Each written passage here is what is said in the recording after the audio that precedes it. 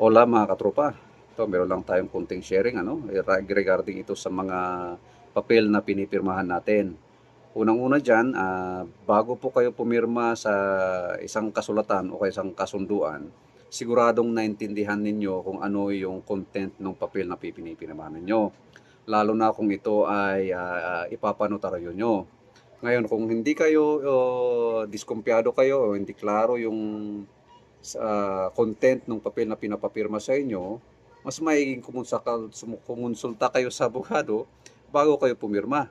Hindi yung kung kailan nakapirma na kayo, nanotaryuhan na yan, tapos yung nakita nyo na hindi nyo pala kayang panindigan yung nandun sa pinirma nyo, saka kayo magpapakonsulta sa abogado.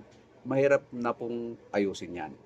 So again ito po ang lagi nating tandaan. Basahing maigi kung ano yung nandun sa kasulatan at kung kayo ay hindi klaro o kaya hindi kayo kontento dun sa nakasulat doon, magkonsulta po kayo sa abogado. So ganun lang mga katropa. See you.